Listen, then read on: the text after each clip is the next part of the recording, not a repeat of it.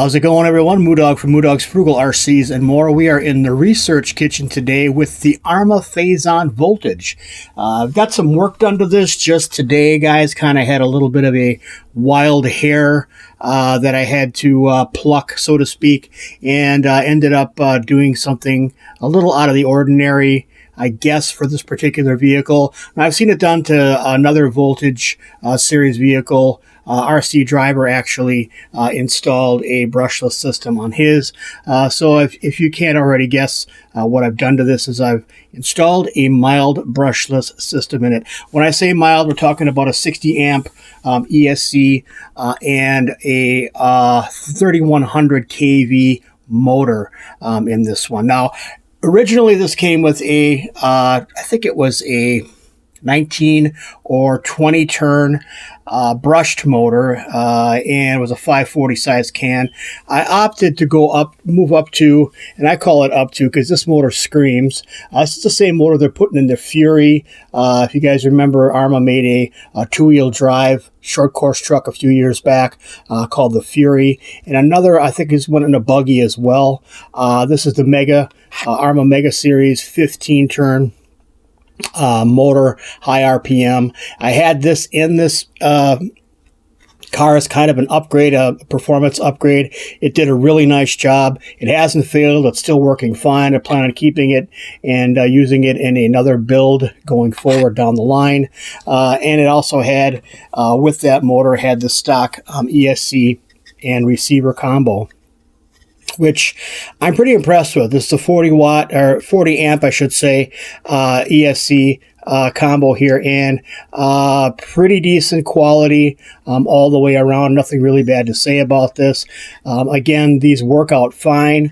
I was just looking to maybe up the ante a little bit, and what I wanted to do in this video, guys, is just show you what motor I'm using, what ESC I'm using, and the receiver and the transmitter as well. So let's get this set aside for the time being, and I will show you guys what this looks like under the hood. So I'll pop this off here real quick, and I went ahead and pre-tested this. I didn't put the spur cover on just yet. The gear cover is still off because I was making sure that I had my mesh properly set, and it is. It's pretty much foolproof. It's a 19 turn. I'm using a 19 turn pinion on the motor, and basically there's just holes, and I showed you on a previous video that I'll link to if you guys want to check it out.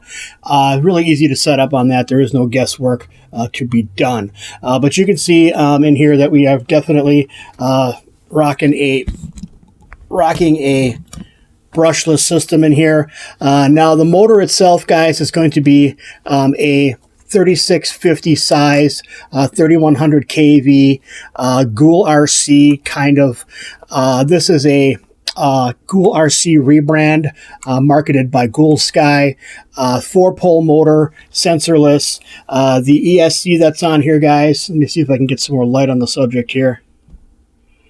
There we go. The ESC that's on here, guys, is going to be a 60 amp ESC. It's just nothing really too fancy. It's not even claimed to be waterproof. You can see on the side it just says brushless ESC 60 amp.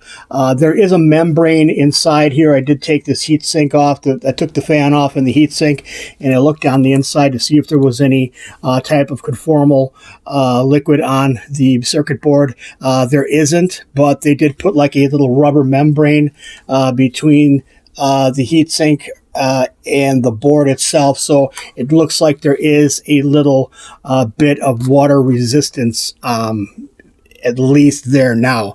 Now, I don't plan on taking this through any major puddles or anything like that until I get that taken apart again and slather it generously with conformal liquid, silicone base conformal liquid, and get that set up nicely. I do have this, everything is mounted on here. You can see a little telltale sheen there of hot glue, and I went ahead and did that. I'm using a 3-channel Red Cat, or I guess it would be a Fly Sky 3-channel receiver on this one, as well as a Red Cat fly sky, I guess you could call it, transmitter, and it seems to work out really, really well. Now, I haven't actually went through and programmed this ESC as of yet.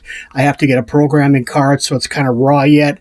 I wanted to set some of those parameters on there a little bit, dial them in a little bit better than what they are, but works out really, really nice, guys. I'm running 5,200 milliamp per hour, 2S lipos in here.